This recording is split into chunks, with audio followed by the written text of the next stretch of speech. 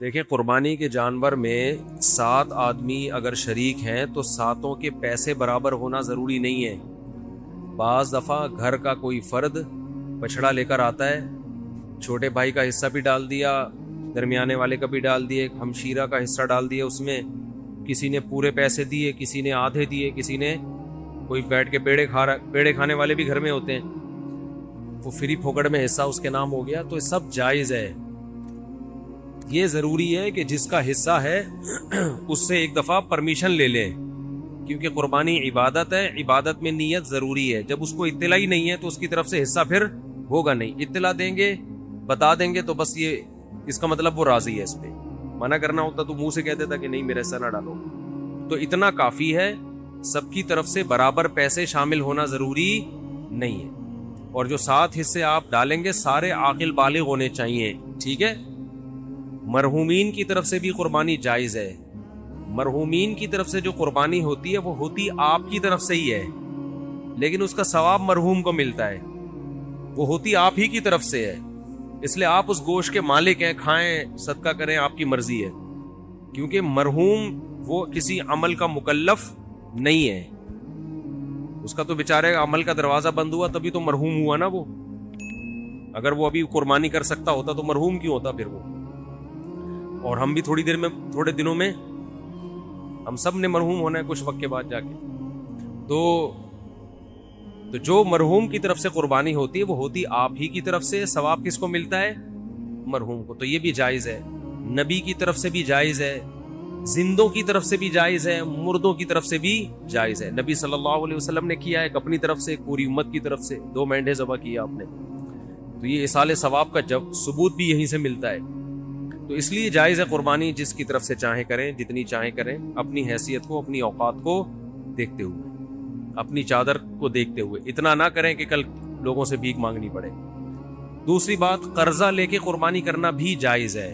سمجھتے ہیں؟ قرضہ لے کے بھی قربانی کی جا سکتی ہے، بشرطے کہ قرضہ اتارنے کی طاقت ہو. ایسا نہ ہو وسیم بھائی سے پیسے لے کے ان کو چوڑے میں ڈال دیا، وہ بیچارہ مصیبت میں آ گیا، اب اس کے ادا کرنے کے پیسے ہیں نہیں، وہ آپ کے گھر کے باہر گھنٹی کے ہاتھ رکھ کے کھڑا رہتا ہے اور آپ نے اس کو ٹینشن میں دے دیا. تو وہ ایسی ٹینشن کسی کو دینا جائز نہیں ہے. بعض دفعہ یہ ہوتا ہے کہ آپ کے پاس ابھی نہیں ہے پیسے، کل آ جائیں گے، پرسوں آ جائیں گے، آپ کسی سے ادھار پکڑ لیتے ہیں، یار میرے پرسوں پیسے آ جائیں گے، یا 1 ہفتے بعد مجھے مل جائیں گے، یا مہینے بعد مجھے تنخواہ ملے گی، میں تمہیں دے دوں گا، اور یقین بھی ہو دینے کا.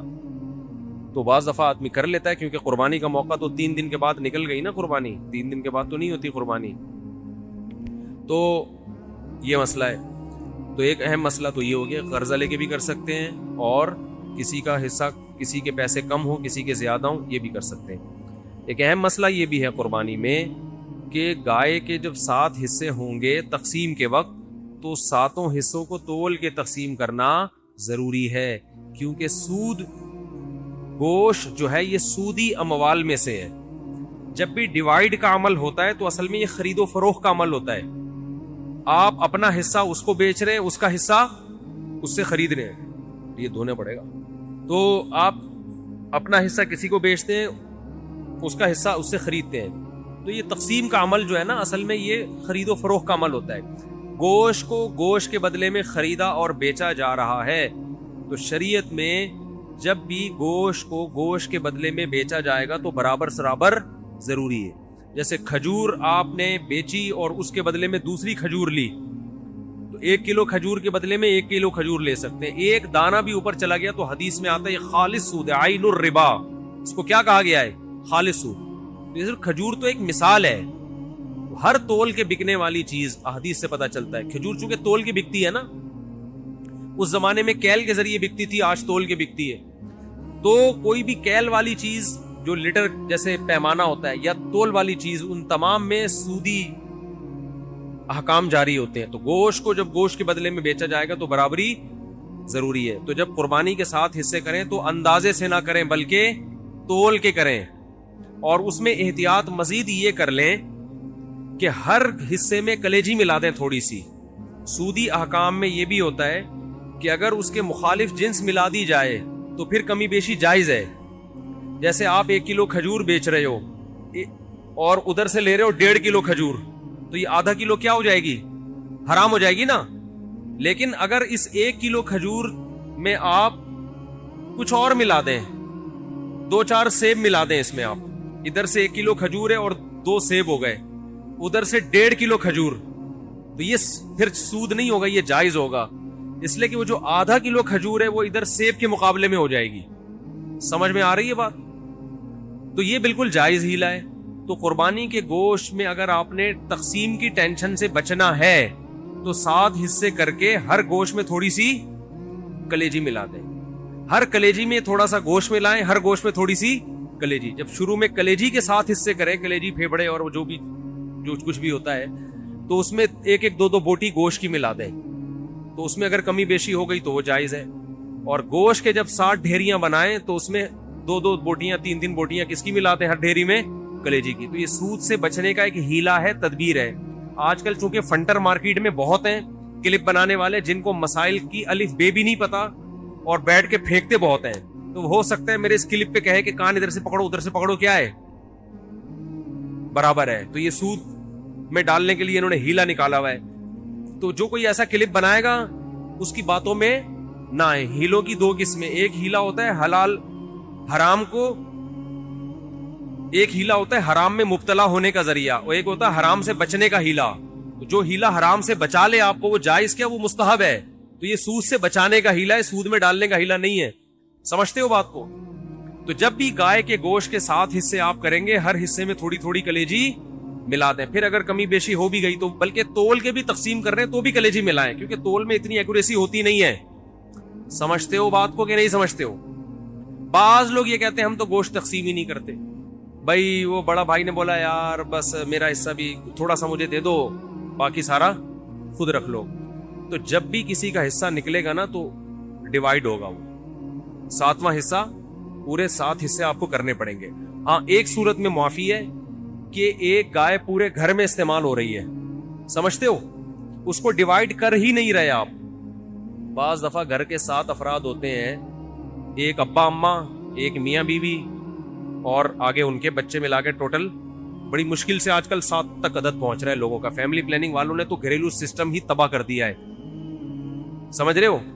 وہ جو پہلے گھروں میں پورے 2-2 بچڑے آتے تھے, یہ منجلی آپا کا ہے, یہ چمونی آپا کا حصہ ہو گیا, یہ ممانی کا ہو گیا, یہ خالہ کا ہو گیا, یہ جناب پوتے کا ہو گیا, یہ بہو کا ہو گیا. پوری 2-2 کٹے ہم دیکھتے تھے لوگوں کے گھروں میں کٹتے تھے, 2 بچڑے ایک ہی گھر میں چل جاتے. اب وہ فیملی پلاننگ والوں نے سارے خاندانی سسٹم کی واٹ لگا دی. بچے ہی نہیں ہے, اور خدا کی قسم جس گھر میں بچے نہیں ہے, عید بقرعید کا مزہ تو اس گھر میں ہے ہی نہیں. ہمارے بچوں نے 10 دن سے پڑھائی چھوڑ دی ہے. گائے آ رہی ہے, گائے آ رہی ہے, کلابازیاں کھا رہے ہیں, مدرسوں کی شکایتیں آنی, پڑھ کے نہیں دے رہے. ہم کہتے ہیں بھائی بقرعید گزرے گی تو پڑھیں گے, ابھی ہمارے بس میں نہیں. وہ گایوں کے پیچھے بھاگ رہے ہیں. تو بچوں کو انٹرٹینمنٹ ہے بچوں کے لیے یار, انجوائے کرنے دو ان کو, کیا ان میں پڑھائی کا اتنا بوجھ ڈالا. شکایتیں آ رہی ہیں, پڑھ نہیں رہے, ٹلے مار رہے ہیں چھوڑے. ہم کہہ رہے ہیں یار رات کو سوتے ہی کم وقت 2 بجے ہیں, کیونکہ ادھر پوری گائیں آ کے اتری ہوئی ہیں, دمیں ہلا رہی ہیں, ان کی انجوائے کر رہے ہیں نا. یار یہ گائے, کراچی والوں نے کہاں گائے دیکھی ہوتی ہے. وہ ایک ویڈیو ہے بنارس کی, اس پہ بیل کے پیچھے پبلک بھاگ رہی ہے, اس پہ نیچے کے پی کے والوں نے, پنجاب والوں نے کمنٹس کیے ہوئے کہ کراچی والوں نے کبھی گائے دیکھی نہیں ہے. واقعی نہیں دیکھی بھائی.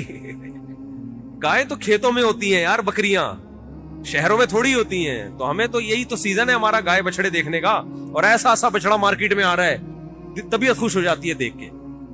دیکھو ہر گلی میں رونق ہے نا, ہر گھر کے آگے بچڑے بندے ہوئے ہیں, اتنے اونچے اونچے, لمبے لمبے, خوبصورت, دیکھ کے طبیعت, یہ رونق ہے اللہ کی طرف سے. یہی تو بقرعید کا مزہ ہے, یہی تو تہوار ہے. دیکھو اسلام کے علاوہ جتنے تہوار ہیں نا آرٹیفیشل ہے, مصنوعی خوشی ہے, اوریجنل نہیں ہے.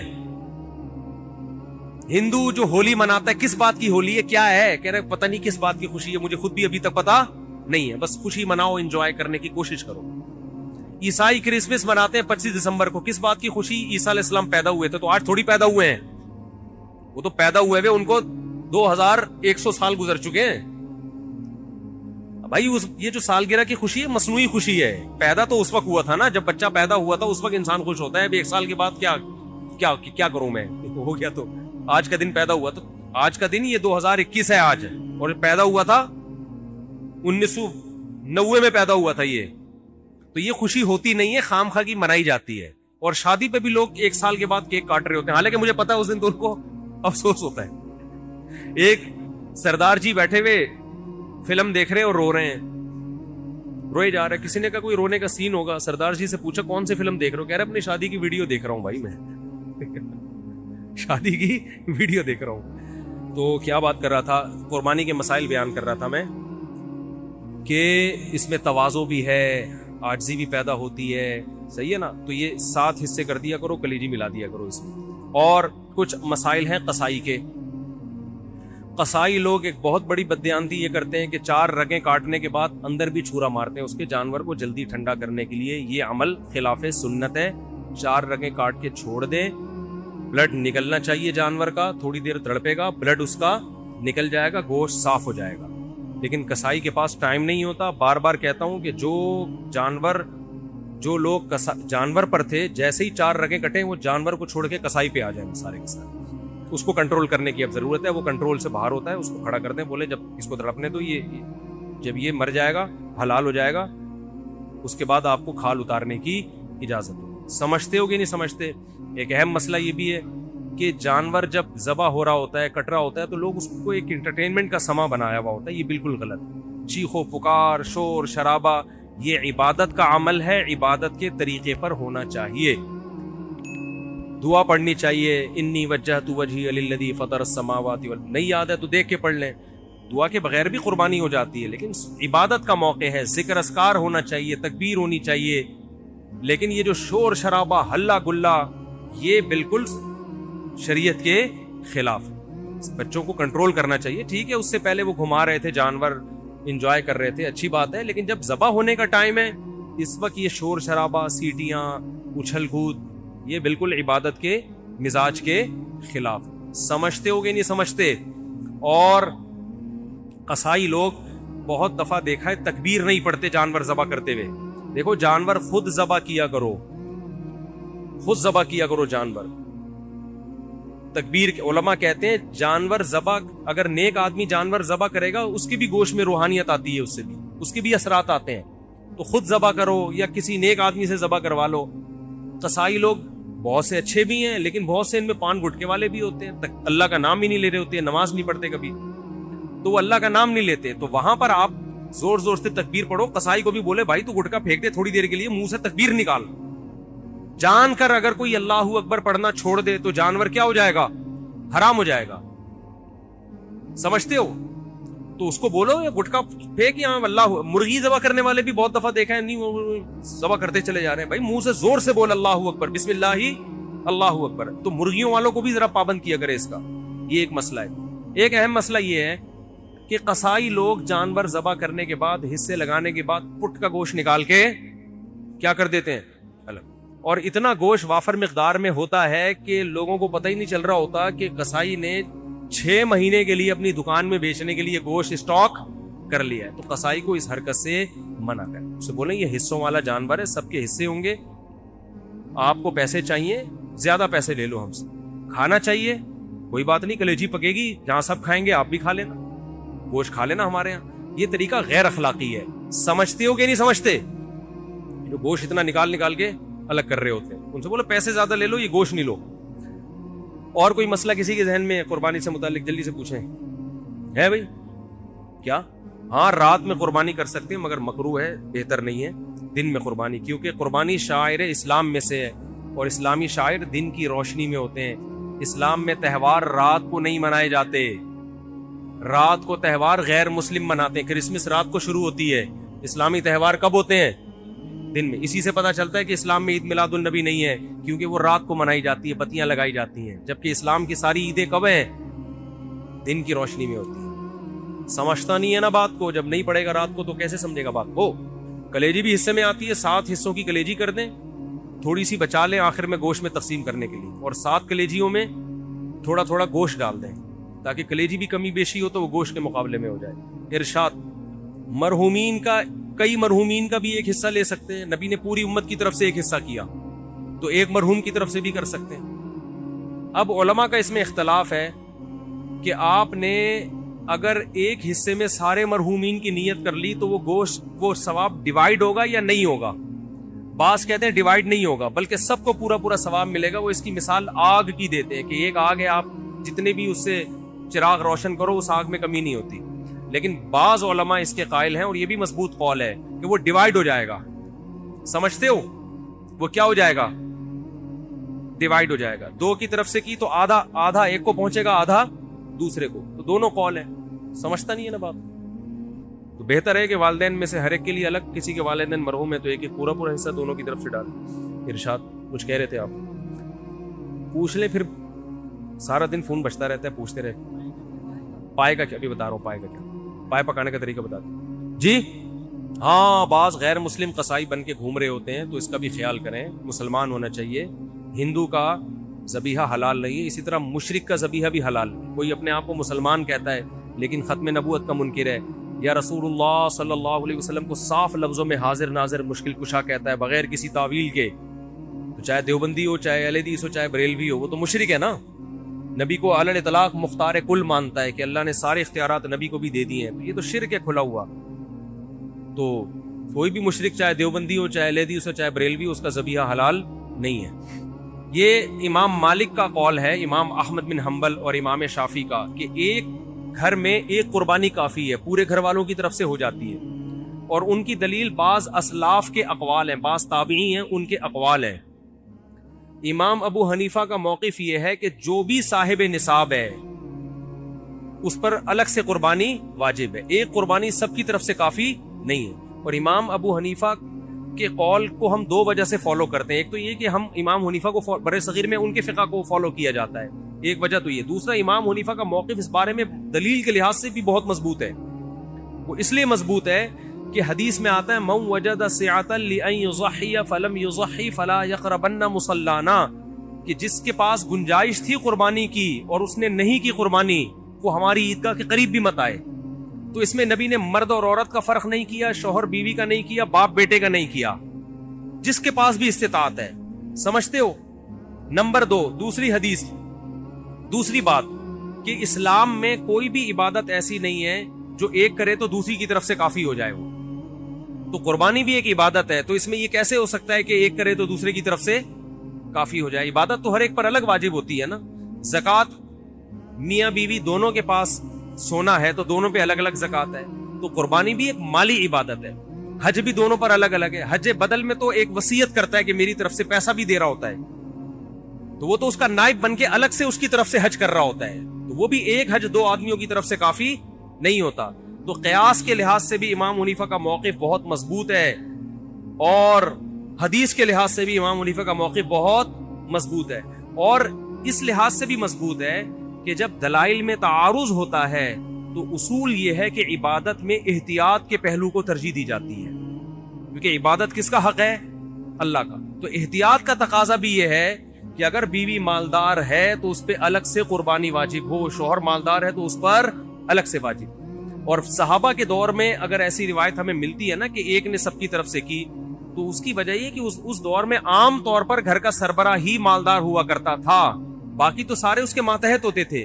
یہ رواج نہیں تھا کہ بیگم صاحبہ الگ کما رہی ہیں, میاں صاحب الگ ارننگ ہے اس کی, بیٹا الگ کما رہا ہے. یہ اس دور میں ہوا نہیں کرتا تھا عام طور پہ, تو اس لیے گھر کا سربراہ ہی کرتا تھا. آج کل بیٹے کی ارننگ بعض دفعہ باپ سے زیادہ ہوتی ہے, بیوی کے پاس سونا شوہر سے زیادہ ہوتا ہے, یہ بہت دفعہ ہو رہا ہے, تو وہ زیادہ مالدار ہے. تو اس لیے جو ہماری نظر میں راجح قول ہے, لیکن اختلافی مسئلہ ہے, عرب علماء کہتے ہیں ایک خاندان کی طرف سے ایک کافی ہے, لیکن ہماری نظر میں ایک تو بر صغیر میں فقہ حنفی کو فالو کیا جاتا ہے. ایک ملک میں اگر کسی فقہ کو فالو کیا جا رہا ہے تو آپ 1.5 انچ کی الگ سے مسجد کیوں بنا رہے ہو؟ یہ بھی تو غلط ہے نا, اس سے بھی تو اختلاف پیدا ہوتا ہے. تو جب سے اسلام آیا ہے بر صغیر میں فقہ حنفی ہی کی شکل میں آیا ہے, تو فقہ حنفی کو فالو کیا جاتا رہا ہے. تو اس لیے بھی کہ دلائل کے لحاظ سے بھی امام ابو حنیفہ کی بات بہت زیادہ مضبوط ہے. تیسرا, اس لیے بھی کہ عبادت میں جب دونوں قول ملتے ہیں تو احتیاط کا تقاضا یہ ہے کہ اس قول پر عمل کیا جائے جس میں احتیاط زیادہ. سمجھتے ہو؟ اور چلو بھائی کوئی مسئلہ, پائے کی تقسیم کیسے ہو؟ ہاں گوشت کا حصہ تقسیم. البتہ ایک ہی گائے اگر ایک گھر میں ہے نا, ایک گھر میں پوری گائے ہے, ایک ہی فریج میں ہے, وہ تو تقسیم ہو ہی نہیں رہی نا.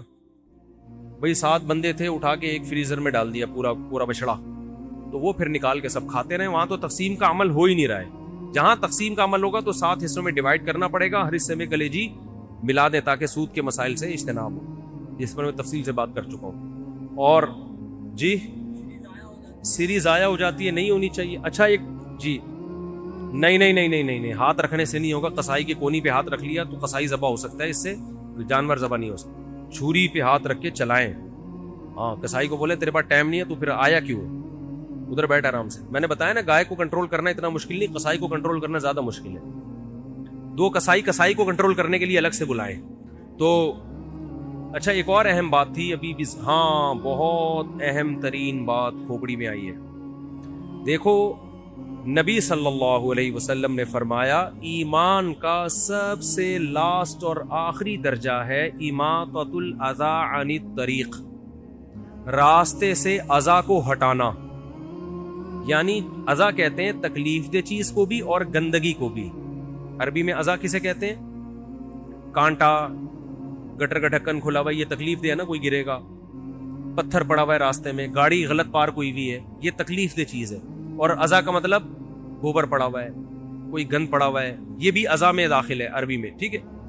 تو آپ صلی اللہ علیہ وسلم نے فرمایا کوئی شخص گزر رہا ہے اور راستے میں اسے کوئی تکلیف والی چیز یا گندگی والی چیز نظر آئی جس سے لوگوں کو کراہت ہوتی ہے، وہ اسے راستے سے نہیں ہٹاتا، تو حدیث میں ہے کہ یہ ایمان کے آخری درجے پہ بھی بولو نہیں، یعنی اتنی آخری درجے کی نیکی بھی کم بخت نہیں کر رہا، تو یہ مومن کہلانے کا مستحق نہیں ہے. سمجھ رہے ہو؟ آپ سوچو کہ جو تکلیف دہ چیز کو نہیں ہٹا رہا وہ مومن نہیں ہے، تو جو تکلیف دہ چیز پھینک رہا ہے وہ مومن کیسے ہو گیا؟ قربانی کرنے والے تکلیف دہ چیز نہیں بلکہ تکلیف دہ چیزیں روڈوں پہ پھینکتے ہیں. گوبر پڑا ہو نا اس سے کم تکلیف ہوتی ہے، پوری پوری اوجھڑیاں، سریاں، آلائشیں ادھر جانور ذبح کیا، ان کو اس سے کوئی غرض ہی نہیں ہے کہ یہ کیا گندگی محلے میں پھیلا رہے ہیں وہ. تو جب آپ کا جانور ذبح کریں گے اس کا کی آلائشیں، اس کا گند اور اس کی تمام تکلیف دہ چیز کو اٹھانا بھی آپ کی ذمہ داری ہے. جیسے قربانی نہ کرنے پر وعیدیں ہیں صاحب نصاب کے لیے، مالدار آدمی قربانی نہیں کرتا اس پہ وعیدیں ہیں، ایسے ہی اس گندگی کو نہ اٹھانے پر بھی کیا ہیں؟ وعیدیں، اور اس سے زیادہ شدید وعیدیں ہیں. ایک کانٹا پڑا ہوا وہ نہیں اٹھا رہے آپ، اور جو اٹھا نہیں رہا بلکہ الٹا کیا کر رہا ہے؟ پھینک رہا ہے. تو قربانی جو لوگ کرتے ہیں وہ آلائشیں یہ نہیں کہ اٹھاتے نہیں ہیں بلکہ آلائشیں باقاعدہ پھینکتے ہیں، اور مذہب کے نام پہ پھینکا جا رہا ہے. یہ جس مذہب میں صفائی کو آدھا اسلام قرار دیا گیا ہے، اس مذہب میں تہوار کے نام پہ، قربانی کے نام پہ آلائشوں کو پھینکنا، اس کا کوئی تصور ہو سکتا ہے؟ کیا ہو گیا بھائی؟ تو یہ بہت بڑا جرم ہے، اس سے آپ کا ثواب ضائع ہو سکتا ہے قربانی کا. تو اس لیے جب بھی جانور ذبح کرے اس کے خون کو ٹھکانے لگانے کا انتظام کریں.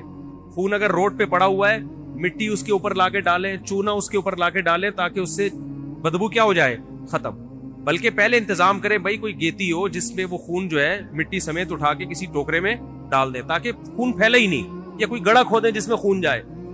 گٹروں میں خون بہانے میں گٹر بند ہونے کا خطرہ ہوتا ہے، اور ویسے بھی اچھا نہیں لگتا قربانی کا جانور اس کا خون ڈائریکٹ گٹر میں پھینکا جا رہا ہے. تو اس کو ٹھکانے لگانے کا انتظام کس کے ذمہ ہے؟ قربانی کرنے والے کے ذمہ، جس کا جانور ہے. اس کے گوبر کو آپ نے گھر کے باہر جانور لا کے باندھا تو اب اس کے گوبر کے اٹھانے کا بھی تو کوئی انتظام کرے نا، یا وہ پیمپر پہنا کے رکھیں گے اس کو 8-10 دن؟